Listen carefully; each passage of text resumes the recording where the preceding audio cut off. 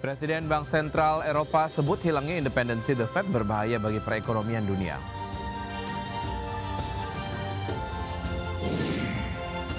Pemerintah tegaskan fundamental perekonomian Indonesia tetap solid dan resilient. Simak perbincangan seputar market hari ini bersama Henry Widiantoro, Equity Research Analyst Erdika Elite Sekuritas.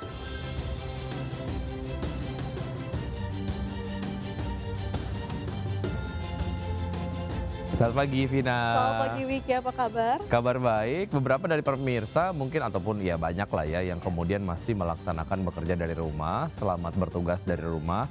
Selesaikan pekerjaan sesuai dengan deadline yang memang sudah ditetapkan begitu ya. Jangan sampai nanti siang-siang ditelepon sama atasan gara-gara kerjaannya belum selesai. Karena mungkin secara pacing kerja karena suasananya di rumah jadi agak slow gitu. Ya lebih slow ya, dan juga merasa lagi liburan mungkinnya kalau di rumah ya. Betul. Dan ini kemudian tantangannya kalau bekerja di rumah ya, tetap menjaga profesionalitas tapi bekerjanya ya tidak di kantor tapi di rumah. Anyway, selama 1 jam ke depan kami hadir dengan sejumlah informasi menarik, sejumlah seputar ekonomi dan juga pasar modal. Ya, Anda juga bisa menyaksikan kami live streaming di idexchannel.com. Saya Vina Munawar. Dan saya Wiki Adrian, inilah Market Buzz.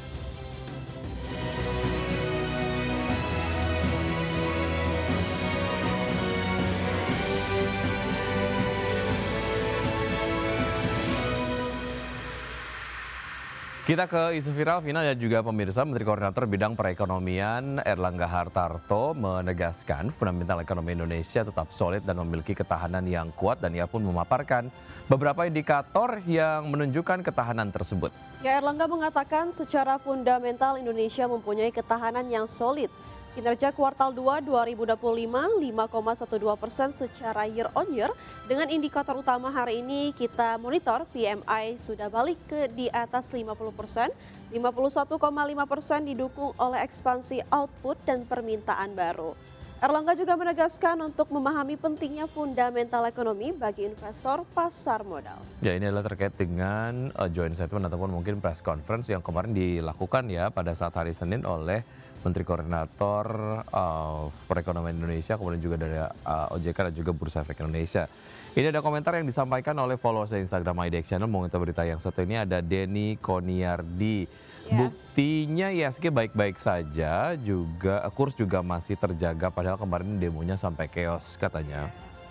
Meskipun sempat IHSG sempat melemah ya kemarin namun masih di batas normal. Ya, baik. Dan informasi komentar selanjutnya datang dari Uco NA70. Ya. Kalau short term atau bulan berjalan gak akan mencerminkan, kadang dampak muncul 3 atau 6 bulan kemudian. Oke, jadi mungkin dikatakan Ucok bahwa terlalu cepat menyimpulkan begitu ya, bahwa demo yang kemarin tidak berdampak begitu. Kita lihat bagaimana pengaruhnya 3 sampai dengan 6 bulan kemudian. Baik, berikutnya ada Harwinda, fundamental kuat kok PHK tak bertambah, daya beli turun, UMKM lesu katanya. Ini mungkin di-capture oleh masyarakat ya terkait dengan hal ini. Diharapkan pemerintah juga kemudian cukup sensitif melihat ini adalah sebagai sebuah permasalahan ataupun tantangan yang juga harus dicarikan solusinya begitu ya.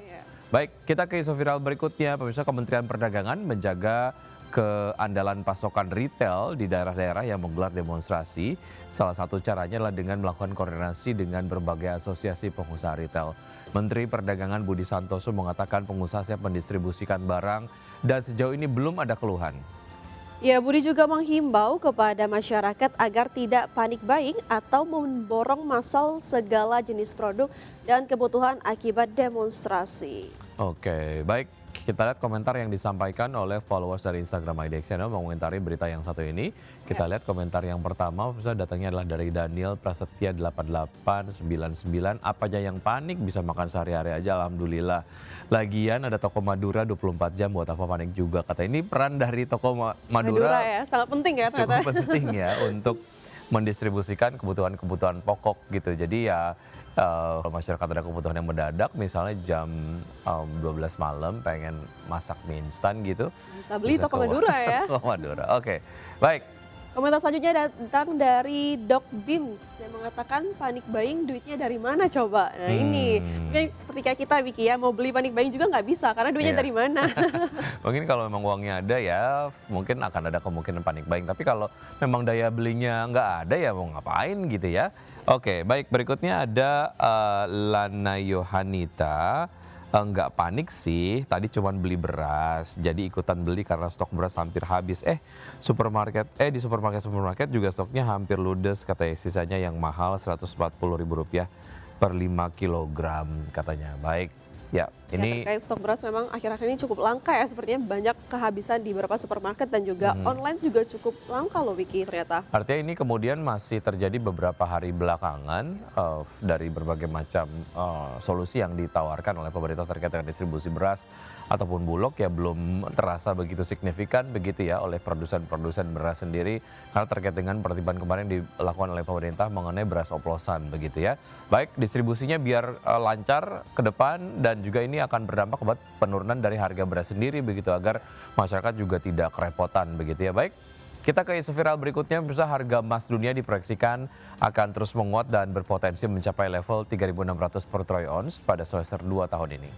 Proyeksi ini didasarkan pada analisis teknikal, fundamental, serta dinamika penawaran dan permintaan di pasar global. Pengamat mata uang dan komoditas Ibrahim Aswai Ibi menilai kenaikan ini akan turut mengerek harga emas domestik. Dikatakan Ibrahim, logam mulia di Indonesia bisa mencapai Rp2.150.000 per gram. Oke, salah satu portofolio ataupun mungkin diversifikasi portofolio investasi salah satunya adalah logam mulia begitu ya selain saham. Ini ada informasi yang atau komentar yang disampaikan oleh Info Harga Mas Antam, santai aja kalau punya uang beli, nggak punya uang ya cari yang banyak katanya. Oke, cari uang yang banyak Cari dulu ya, maksudnya. baru kita bisa beli. Oke. Ini ada komentar dari Kalinya Mati. Gak usah FOMO. Oke, baik, kenaikan dari sebuah komoditas kenaikan harga maksud saya bisa terjadi secara signifikan karena banyak masyarakat yang panic buying ataupun panic FOMO begitu ya. Malah sebelum kemudian prediksi ini muncul ya nggak serta-merta akan membuat kenaikan dari harga emas sendiri begitu ya. Tapi ketika informasi ini digulirkan, mungkin masyarakat mulai berpikir bahwa kayaknya kemungkinannya harganya akan naik banyak begitu. Itu yang kemudian akhirnya menambah possibility untuk komoditas emas ini juga akan naik lagi. Betul, ada Imhab GWS 89. Awas nanti ada yang langka lagi, mending duitnya buat beli tabung gas pink atau biru tahun depan gas 3 kg mau dilangkain katanya gitu. Ini udah beda lagi ya, walaupun mungkin ada isu-isu ya di luar sana di mana tabung gas 3 kilo akan langka, cuman ya semoga saja kedepannya kita lihat semoga distribusi gas juga tidak mengalami kelangkaan ya. Ya, betul sekali. Dan pemirsa, ya setelah dibuka turun lebih dari 3%, indeks harga saham gabungan ditutup terkoreksi 1,21% pada perdagangan di hari Senin 1 September. Ya, informasi dan pembahasan selengkapnya akan dibawakan oleh rekan saya Wiki Adrian. Market Buzz segera kembali.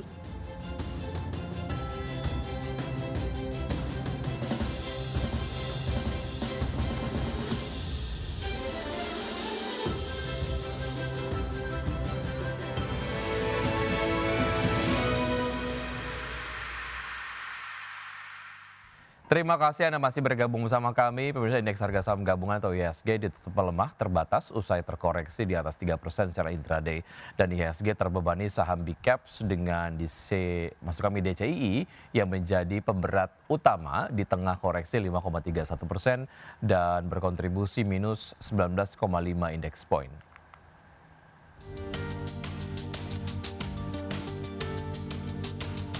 Indeks harga saham gabungan ditutup turun dalam di 1,21% di level 7.736,06 di akhir perdagangan Senin. Pelemahan IHSG cenderung terpangkas karena secara intraday IHSG sempat melemah di atas 3% di level 7.547,56.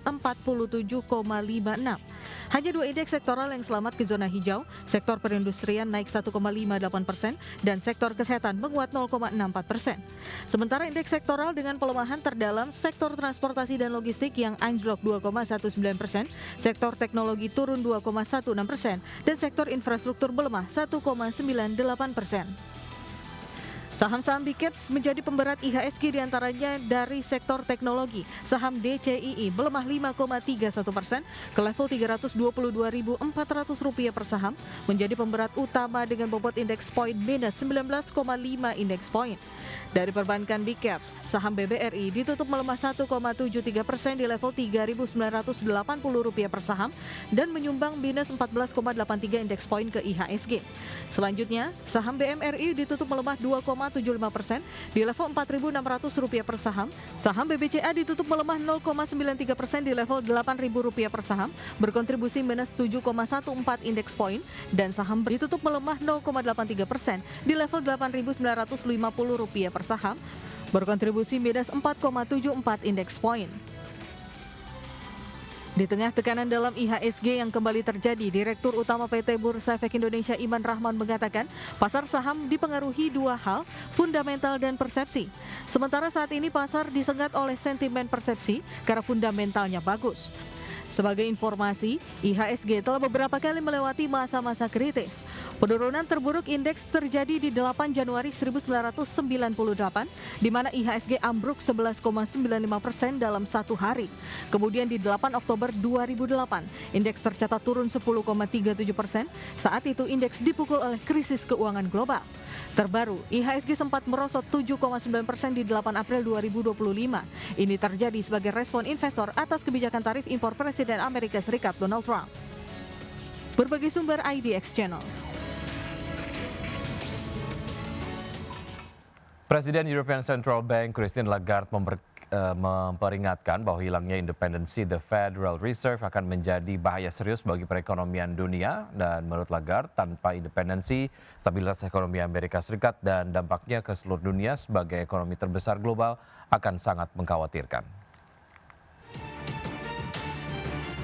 Presiden European Central Bank Christine Lagarde memperingatkan bahwa hilangnya independensi The Federal Reserve akan menjadi bahaya serius bagi perekonomian dunia.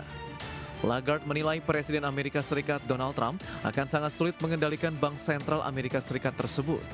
Hal ini mengingat ada presiden hukum yang melindungi posisi para gubernur The Fed dari pemecatan. Lagarde melanjutkan, kebijakan moneter jelas berpengaruh bagi Amerika Serikat dalam menjaga stabilitas harga dan memastikan lapangan kerja optimal di negara tersebut. Menurutnya, tanpa independensi, stabilitas ekonomi Amerika Serikat dan dampaknya ke seluruh dunia sebagai ekonomi terbesar global akan sangat mengkhawatirkan. Terkait Eropa, Lagarde menyatakan ECB telah berhasil mencapai stabilitas harga dan akan melakukan apapun yang diperlukan untuk menjaga inflasi kawasan euro tetap terkendali. Pernyataan terbaru Lagarde disampaikan jelang rilis laporan inflasi yang diperkirakan akan mengonfirmasi penilaian ECB bahwa tekanan harga di zona euro tetap terkendali. Adapun pembuat kebijakan ECB secara luas diperkirakan mempertahankan suku bunga pada level 2% dalam pertemuan 2 pekan mendatang. Sementara itu, Trump belakangan melancarkan serangan yang belum pernah terjadi sebelumnya terhadap The Fed. Ia berulang kali menuntut penurunan suku bunga yang dianggap terlalu tinggi, serta kerap mengecam ketua Jerome Powell. Selain itu, Trump juga berupaya memecat Gubernur Lisa Cook atas dugaan penipuan kredit kepemilikan rumah. Berbagai sumber IDX Channel. Ya, pemirsa, harga minyak Brent menguat 1% pada perdagangan di hari Senin terkatrol kekhawatiran meningkatnya serangan udara antara Rusia dan Ukraina yang berpotensi mengganggu pasokan serta pelemahan dolar Amerika Serikat yang memberi dukungan tambahan. Minyak mentah berjangka Brent ditutup naik 1% menjadi $68,15 per barrel, sedangkan minyak mentah berjangka Texas atau West Texas Intermediate melonjak 1,1% menjadi $64,68 per barrel. Terkait dengan konflik Rusia-Ukraina, Presiden Ukraina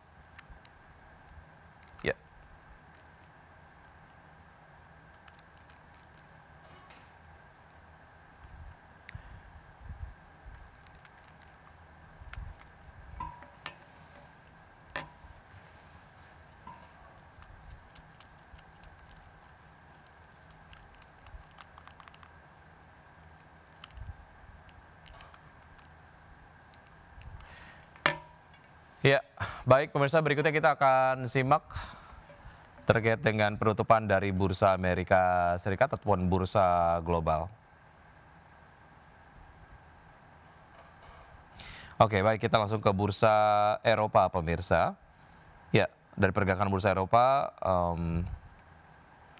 Oke, berakhir di zona hijau pada hari Senin ditopang saham pertahanan serta lonjakan saham Novo Nordisk. Indeks Eropa Stoxx 600 ditutup menguat 0,23% ke level 551,43. Bursa regional utama juga berakhir di area positif dengan indeks DAX Jerman menguat 0,57% ke 24.037 dan indeks FTSE 100 Inggris naik 0,1% ke posisi 9.196.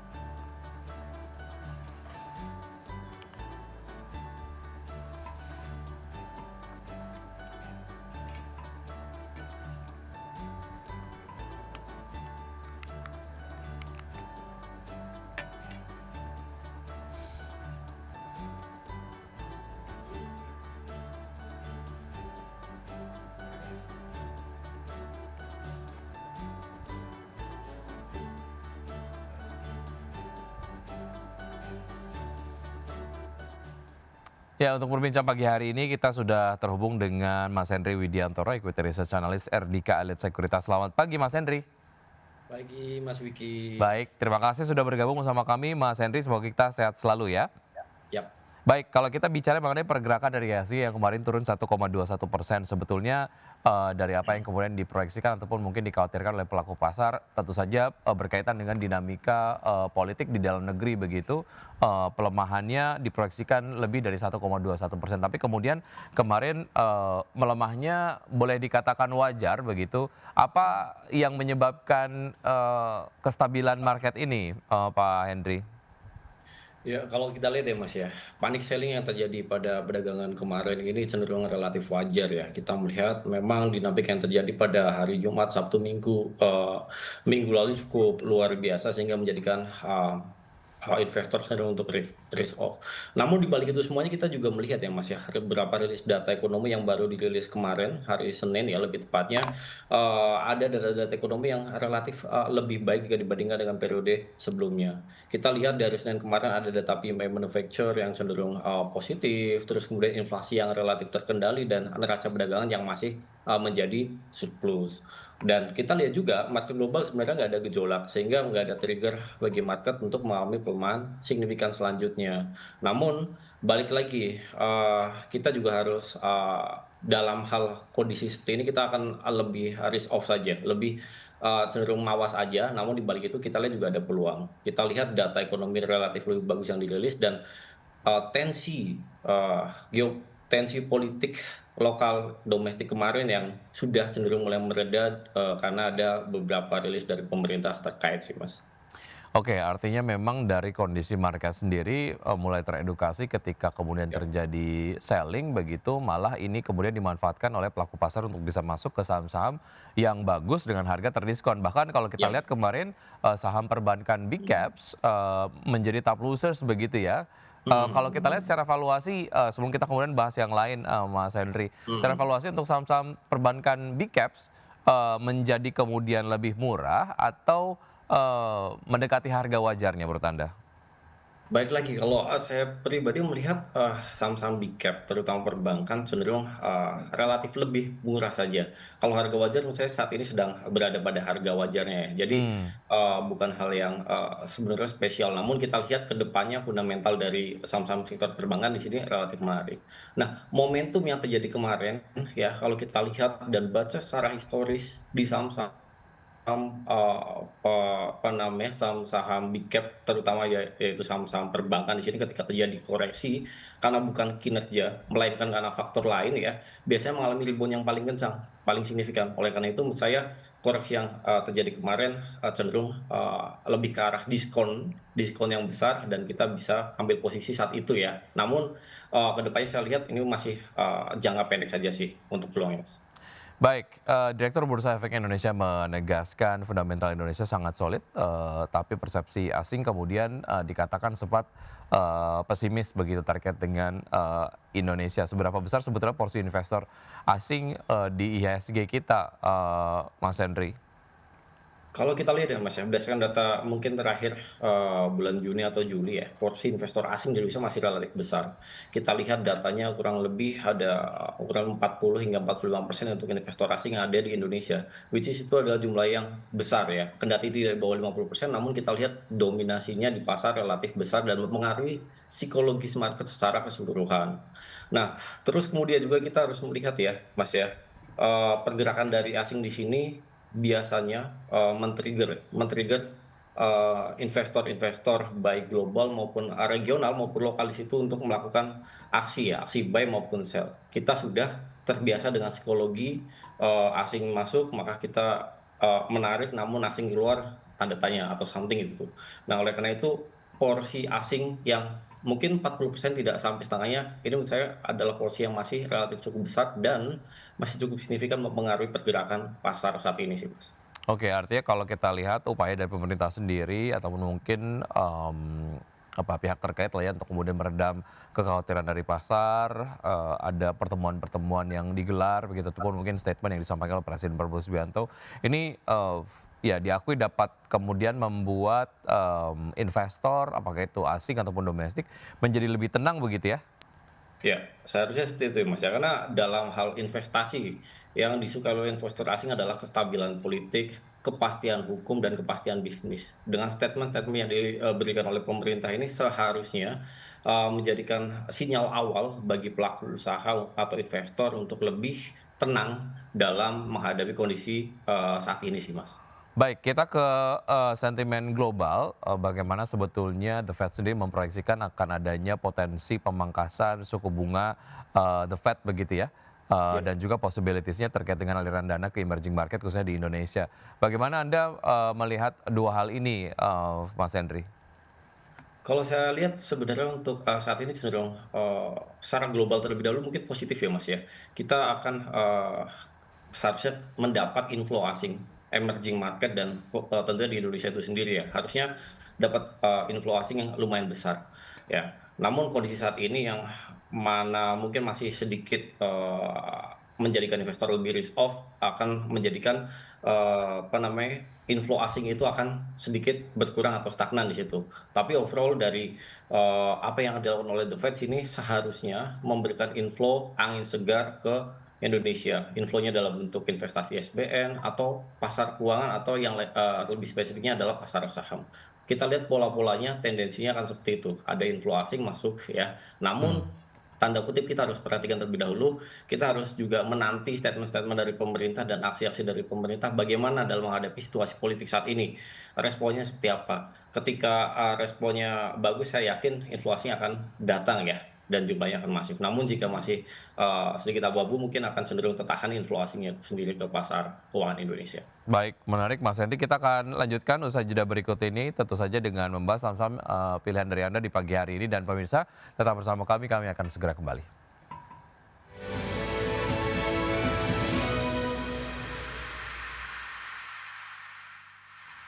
Terima kasih Anda masih bergabung sama kami. Pemirsa sebelum saya lanjutkan perbincangan, kita akan simak terlebih dahulu pembukaan dari bursa-bursa utama Asia di pagi hari ini. Seperti Anda dapat saksikan di layar televisi untuk bursa-bursa utama Asia. Nampaknya Mosley dibuka menguat dengan Nikkei dibuka menguat 0,46% di level 42.383. Kemudian STI Singapura dibuka menguat 0,16% ke level 4.282. Kemudian Kospi Korea dibuka menguat 0,73% di level 3.166 dan Hang Seng Hong Kong dibuka melemah 0,11% di level 25.587. Baik, untuk saham-saham pilihan, Mas Henry, kita akan langsung bahas secara verbal begitu ya. Saham-saham yang Anda rekomendasikan pagi hari ini apa saja, Mas Henry? Untuk saham-saham yang saya rekomendasikan, pertama di sini ada MTEK ya Mas ya. Namun di sini kita rekomendasi cenderung untuk buy on weakness atau beli di bawah saja untuk MTEK. Kita lihat MTEK sebenarnya sekarang berada pada fase uptrend dan disertai saya lihat ada akumulasi yang relatif signifikan oleh market. Nah, kita melihat MTEK juga berada di atas EMA 20, 50 dan 200. Oleh karena itu saya rekomendasikan untuk buy on weakness untuk MTEK. Baik, MTEK secara harga terakhir menarik ya untuk langsung dimasuki ya, atau Anda mungkin merekomendasikan untuk nunggu terdiskon terlebih dahulu kemudian baru masuk atau seperti apa? Kalau MTEK saya melihatnya, di harga kisaran sekarang relatif menarik, namun, eee, risk-nya nih relatif besar ya, Mas, ya. Karena kita lihat uptrend-nya yang terjadi itu selama 3 bulan terakhir udah cukup signifikan. Nah, mungkin buyer beginners atau trading cepat aja, di harga sekarang menurut saya adalah harga yang cukup menarik untuk MTEK sih. Baik, dari MTEK kita bergeser ke saham pilihan lain, silakan Mas Henry. Oh, selanjutnya kita lihat ada energi, Mas, ya. Energi juga menurut saya relatif menarik saat ini ya. Kita lihat dari, beberapa pola-pola yang terjadi, baik secara teknikal maupun flow yang ada, cukup menarik. Teknikal kita lihat uptrend pergerakannya di atas EMA 20, 50, dan 200, dan juga kalau saya melihat di sini dari flow asing ya, nampak asing melakukan akumulasi untuk saham energi itu sendiri. Oleh karena itu saya rekomendasikan untuk spekulatif buy untuk saham energi, Mas, di situ, Mas. Baik, saham energi direkomendasikan buy, untuk menengah ke panjang atau untuk pendek saja, Mas Henry? Untuk energi cenderung, menengah ke panjang atau swing ya. Untuk Hmm, swing pun cenderung menarik. Saya menantikan untuk saham energi apabila dia itu sebenarnya kembali pullback ke atas level 590 ya. Ada potensi untuk energi akan mulai penguatan lanjutan ke level 640. Namun kalau misal 600 tidak tertembus atau 590 tidak tembus, menurut saya, kita bisa beli di harga diskon untuk energi di harga kurang lebih 520. Dan stop loss di harga apabila breakdown level 500 untuk energi. baik, dari energi kita ke saham pilihan lain, silakan Mas. Saham pilihan lain di sini mungkin saya melihat ada Antam ya, Mas, ya. Ya, Namun Antam di sini, cenderung untuk hold atau sell on strength sebenarnya.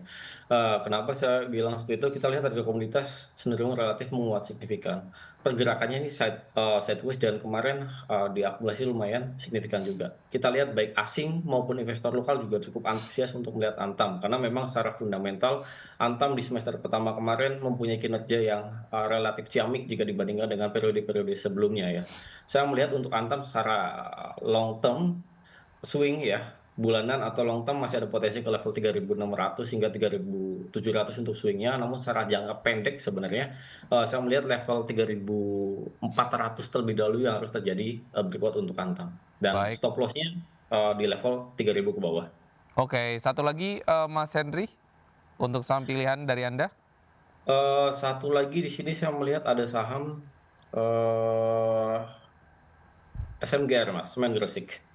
Nah, Oke, semen Gresik di sini saya melihatnya, dari perspektif technical view aja ya, Mas, ya. Sebenarnya akumulasi relatif juga cukup masif selama beberapa, bulan terakhir oleh investor asing dan investor lokal, dan di sini bergerak masih berada pada fase uptrend, mencoba untuk menembus EMA 200-nya di kurang lebih level 2.800. SMGR mungkin akan bergerak menguat apabila level 2750 terjadi breakdown. Kita lihat target, pertama adalah level 2.800. Namun perketat stop loss-nya untuk SMGR apabila SMGR itu tidak mampu bertahan di atas level 2.680 ya. Ada potensi untuk SMGR ke level 2.600 sebagai level support jangka pendek. baik, itu tadi beberapa saham-saham pilihan yang direkomendasikan oleh Mas Henry dengan berbagai macam rekomendasinya. Dan pemirsa kita akan simak terlebih dahulu pergerakan dari IHSG di pembukaan perdagangan sesi 1 di pagi hari ini. Kami pass through datanya dari RTI pemirsa.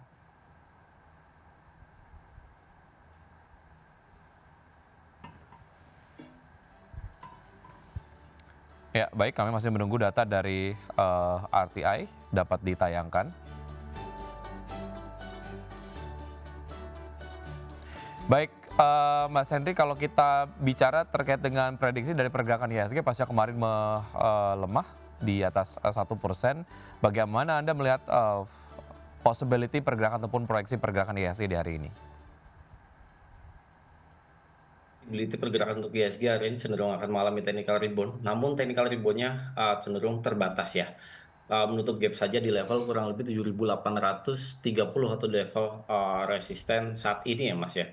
Karena, saya melihat bahwasanya secara jangka panjang sebenarnya berada pada fase uptrend, terus juga kemudian, mmm, apa namanya, aksi panic selling yang kemarin ternyata manfaatkan oleh investor jangka pendek untuk melakukan aksi beli bersih dan, hari ini biasanya terjadi aksi profit taking dan kita masih melihat ya apabila level 78.20 atau 78.30 tidak mampu tembus, mungkin saya melihatnya pergerakan market hari ini akan cenderung sideways ke areal kuning untuk saat ini sih Mas. Selepas dari rebound yang terjadi pagi hari. Baik, artinya akan sideways begitu ya.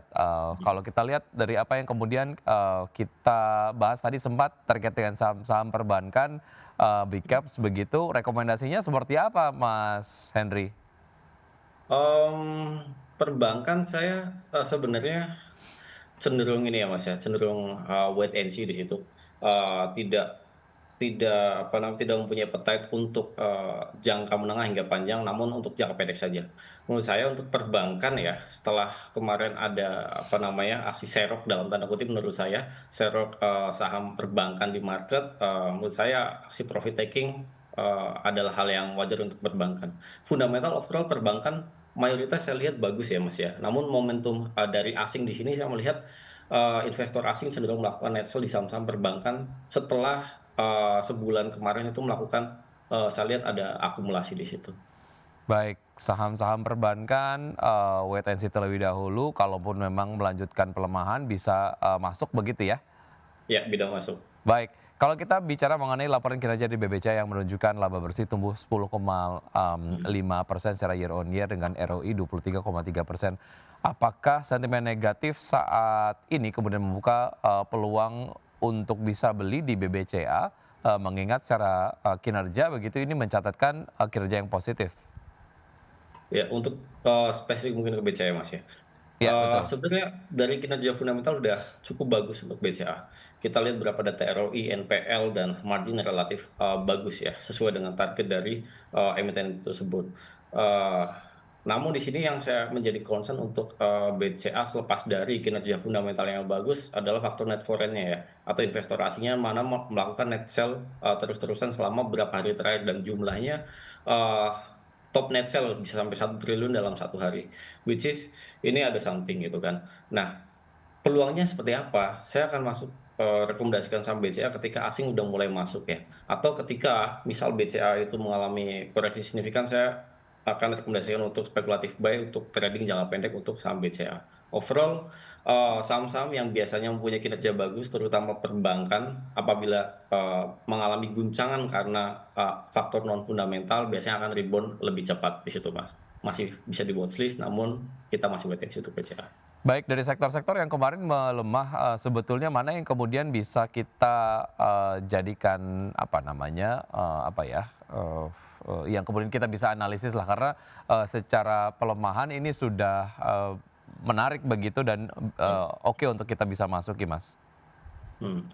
Kalau saya lihat sektor ya, overall sebenarnya Mas ya, sektor tambangan emas ya, mining, maksud saya mining emas itu cukup menarik ya. Kita lihat apa namanya harga komoditas emas hampir all time high di level 3.500 dolar per troy ounce, which is ini akan mempunyai implikasi kepada saham-saham emas di situ. Kita lihat ada BRMS, Antam, dan kemudian ada Archie di situ ya Mas ya, yang mana masih kita lihat masih mempunyai potensi upside setelah bergerak sideways. Terus juga kita lihat ada saham-saham sektor properti juga cukup menarik sebenarnya Mas. Namun di sini kita lihat saham properti cenderung untuk swing hingga tanggal 18-17 besok ya. Kita masih menantikan rilis bagaimana the Fed akan menurunkan suku bunganya berapa dan sebagainya gitu kan. Karena kita lihat suku bunganya sudah murah, stimulus ke saham sektor properti juga masih ada, termasuk PPN DTP kalau saya lihat di sini seharusnya masih bisa men-trigger pergerakan harga saham-saham sektor properti di situ, Mas. Properti menarik untuk bisa dicermati ya. Baik, Ya. Mas Adi tadi Anda juga sudah sampaikan terkait dengan proyeksi dan pergerakan IHSG. Mudah-mudahan apa yang Anda sampaikan dapat menjadi referensi dan juga sumber informasi untuk pelaku pasar dapat menerapkan strategi investasinya hari ini, namun keputusan investasi kembali ke tangan investor. Mas Adi terima kasih, sukses selalu untuk Anda, sehat selalu Mas Adi, sampai jumpa. Sama-sama Mas Wiki. Baik, dan pemirsa setelah lagi kami akan menghadirkan update informasi yang kemudian akan disampaikan oleh rekan Vina Munawar. Vina, informasi apa yang akan disampaikan nanti? Ya Wiki, informasi selanjutnya datang dari PT Citra Nusantara Gemilang Tbk mulai pembangunan LNG Station di Karawang, Jawa Barat. Dan informasi kami hadirkan saat lagi usai jeda berikut ini.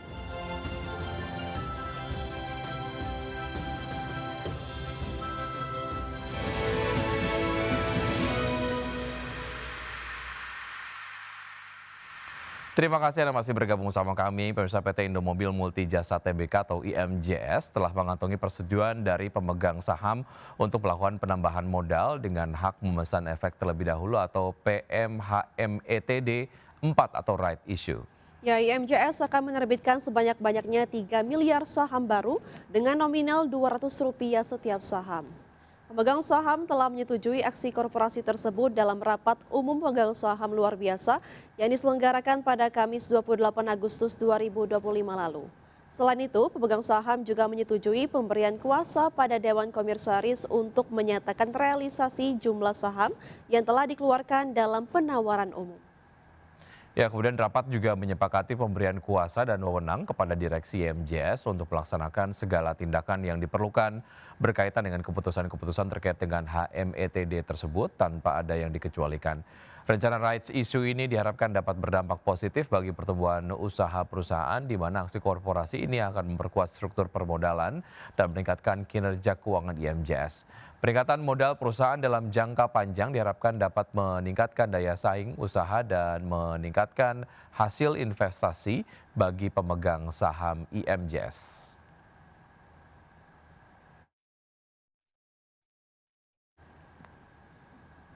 Pemirsa, PT Energi Mega Persada Tbk atau ENRG mencatatkan kinerja keuangan yang mengesankan di semester pertama 2025.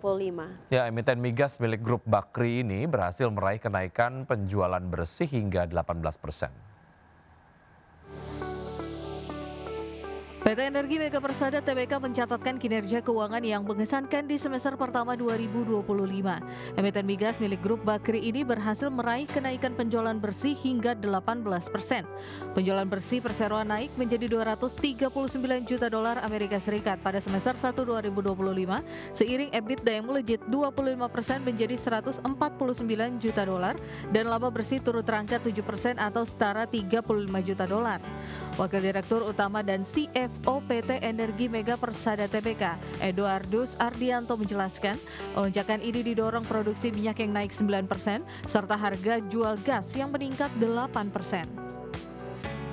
Sementara itu, Direktur Utama dan CEO PT Energi Mega Persada Tbk, Shailendra S. Bakri menyebut, aset Siak dan Kampar di Riau, Sumatera menjadi kontributor utama pertumbuhan produksi minyak perseroan.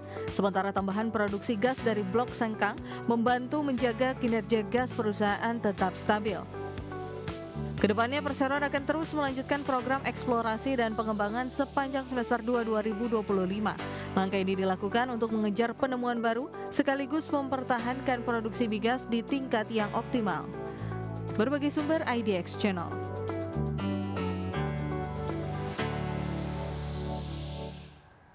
PT Batavia Prosperindo International Tbk mengumumkan akan membagikan dividen interim kepada investor senilai 41,51 miliar rupiah atau setara dengan 4,2 rupiah per lembar saham. Ya, Corporate Secretary PT Batavia Prosperindo International Tbk, Kamal mengungkapkan pembagian dividen tersebut telah sesuai dengan keputusan direksi dan telah disetujui Dewan Komisaris Perseroan pada 28 Agustus 2025. Di mana ditetapkan pembagian dividen interim kepada investor sekitar 52,25% dari laba bersih semester 1 2025. Adapun jadwal pembagian dividen antara lain akhir periode perdagangan saham dengan hak dividen di pasar reguler dan negosiasi pada 10 September 2025. Sementara itu, tanggal daftar pemegang saham yang berhak mendapatkan dividen atau recording date pada 12 September 2025. Sebagai catatan, perseroan berhasil mencetak laba bersih senilai 79,45 miliar rupiah di sepanjang semester 1 2025.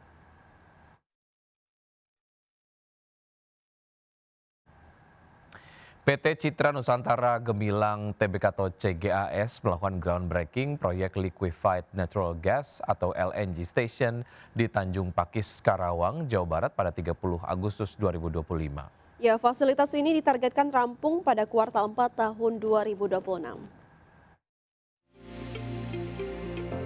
PT Citra Nusantara Gemilang Tbk atau CGAS melakukan groundbreaking proyek Liquefied Natural Gas atau LNG Station di Tanjung Pakis, Karawang, Jawa Barat pada 30 Agustus 2025. Fasilitas ini ditargetkan rampung pada kuartal 4 tahun 2026.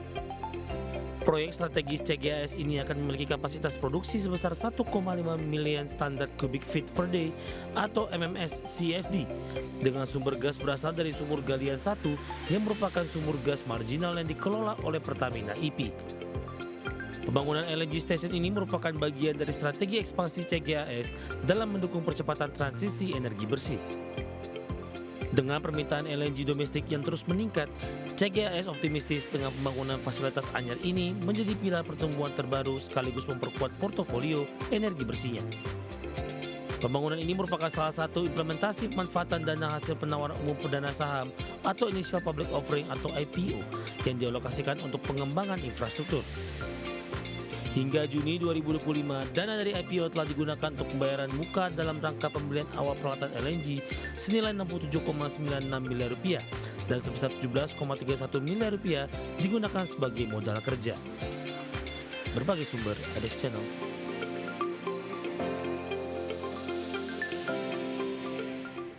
Pemirsa, kami akan kembali dengan informasi menarik lainnya. Tetaplah bersama kami di Market Buzz.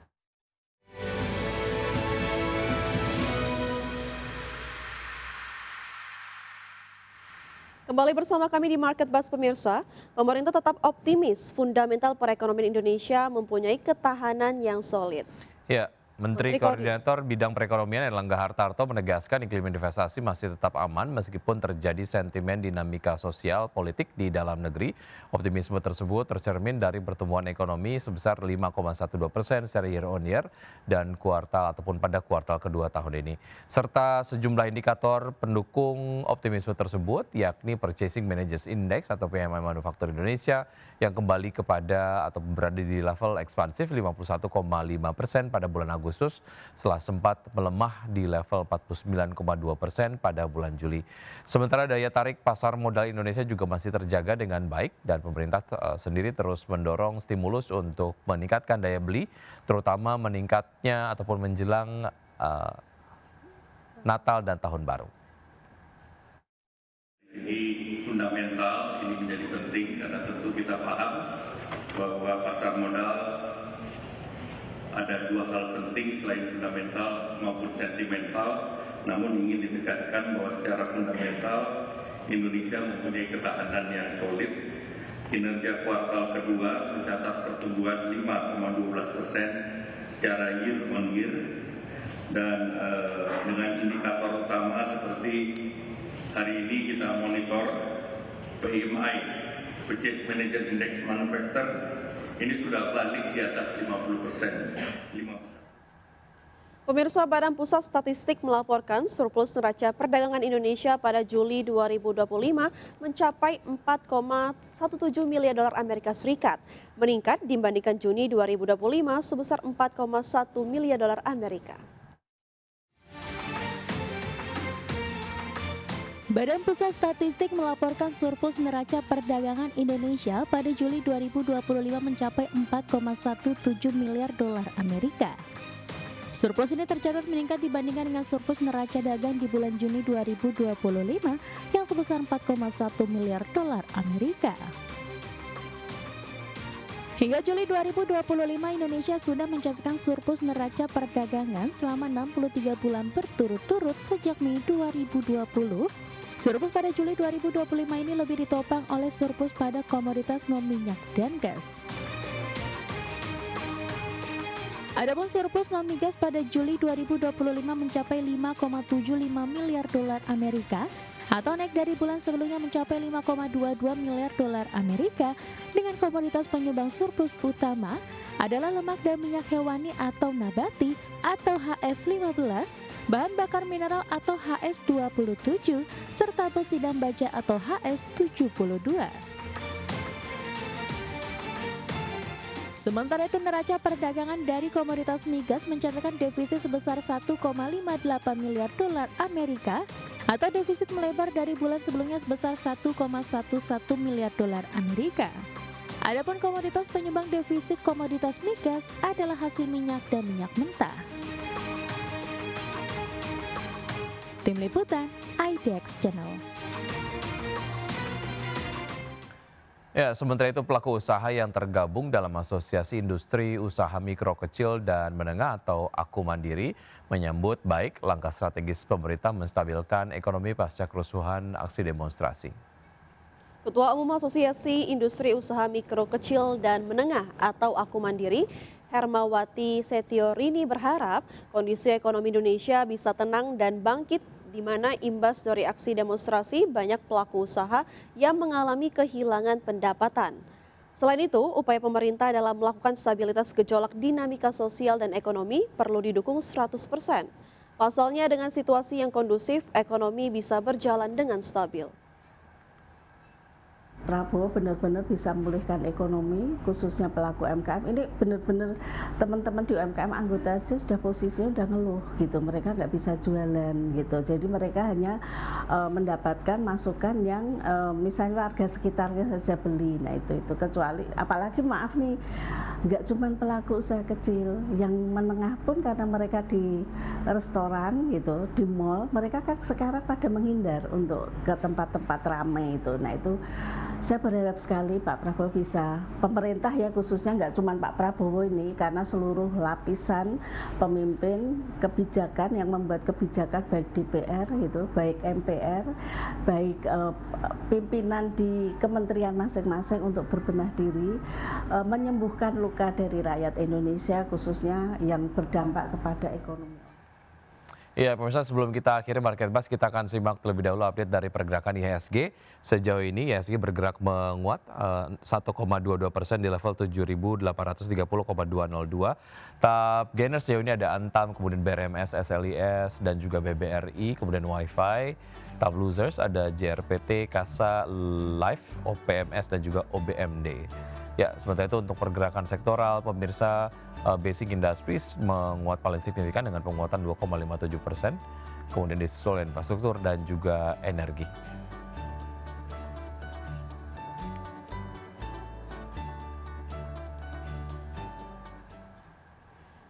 Ya pemirsa, 1 jam sudah kami menemani Anda dalam Market Buzz. Semoga pembahasan hari ini dapat menjadi referensi dan sumber informasi untuk Anda. Ya, tetap perbarui informasi Anda hanya di IDX Channel, your trustworthy and comprehensive investment reference. Jangan lupa untuk menyaksikan program First Session Closing yang pukul 12.00 waktu Indonesia bagian Barat. Karena urusan masa depan harus ke depan. Aku investor saham, saya Wiki Adrian. Saya Vina Munawar, terima kasih dan sampai jumpa.